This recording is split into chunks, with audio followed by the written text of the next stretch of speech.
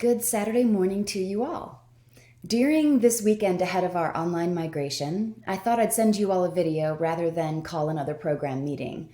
This allows me to demonstrate the flexibility of asynchronous meetings, as you all will make your way to this video at various points this weekend.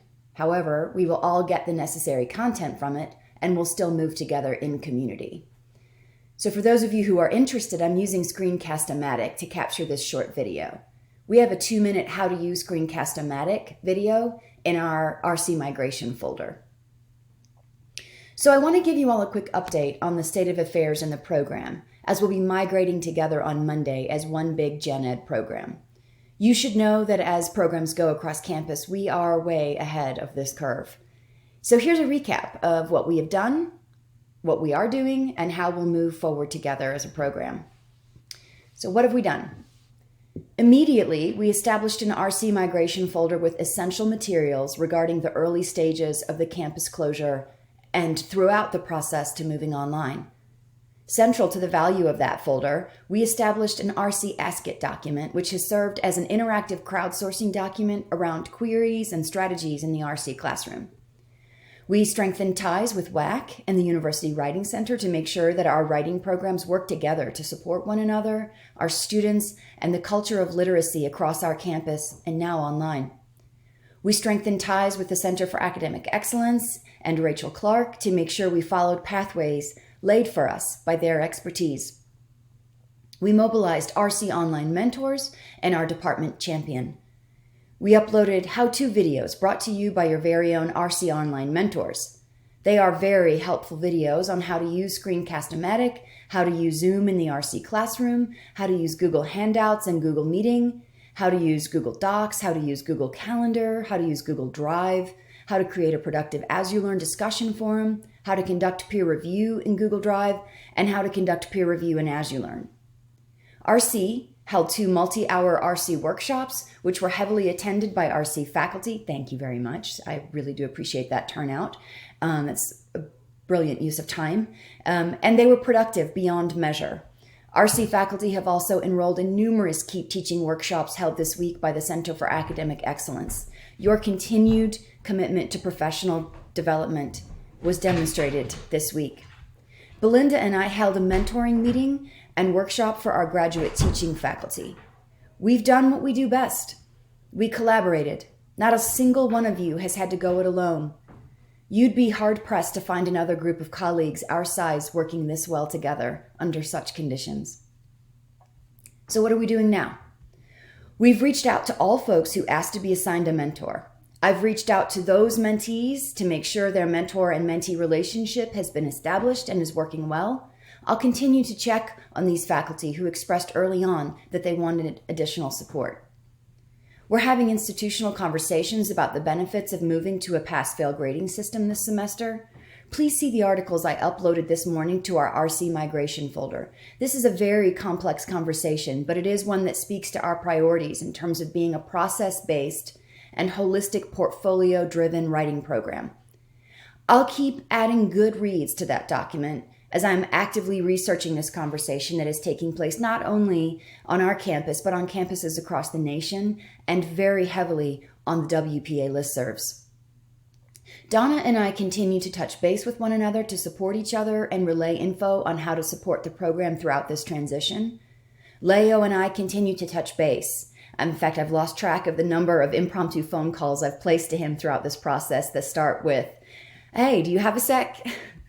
So we've moved all summer sections online.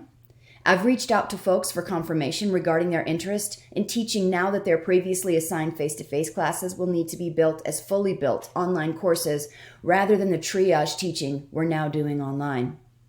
I confirmed with Leo that I may protect the course caps of summer online teaching, including lowering the course caps of the formerly face-to-face and now online summer sections. The RC Search Committee has solicited departmental feedback from our 3rd campus visit for the tenure track line in Rec Comp. Once the feedback is in, the committee will be making its recommendation to Leo, who will take over the search process from there. I thank you all for your robust participation in this final campus visit that took place this week of all weeks. We're also still working with folks to make sure everyone has the necessary technologies to teach and learn remotely. If you need something, please ask.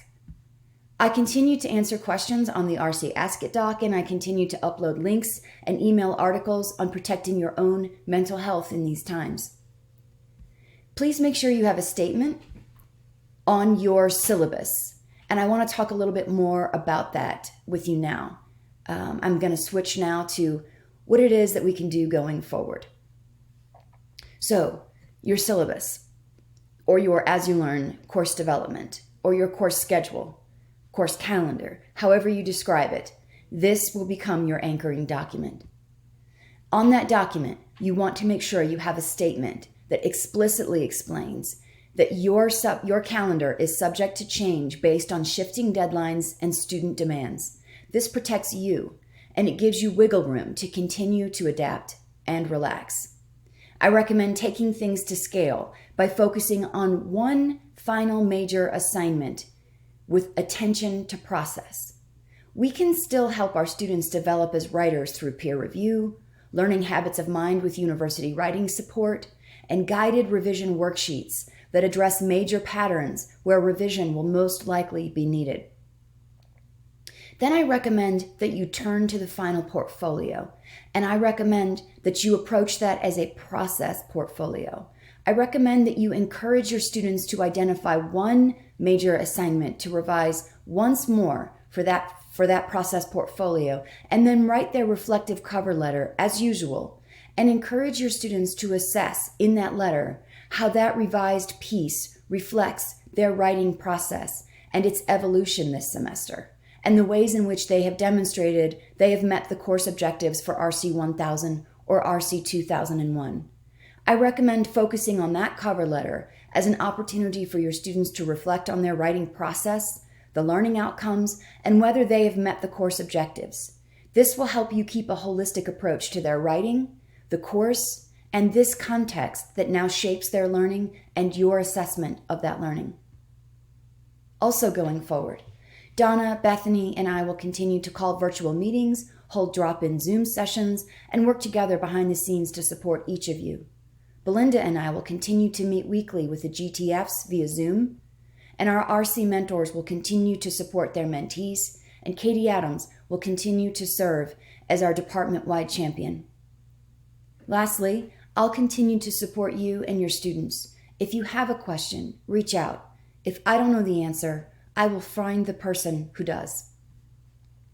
I'll be thinking of all of you on Monday, and I'll be missing all of your faces scattered across the high country and beyond. When we come back from this, when we sit together again in our first face-to-face RecComp meeting, we'll have come through this together. It will mean the world to me to be able to see you all again in the halls, in meetings, and in your classrooms. It will mean the world to me to be able to walk down the halls and hear you talking with your students in your offices and in your classrooms. Until then, stay connected, and most importantly, please stay healthy.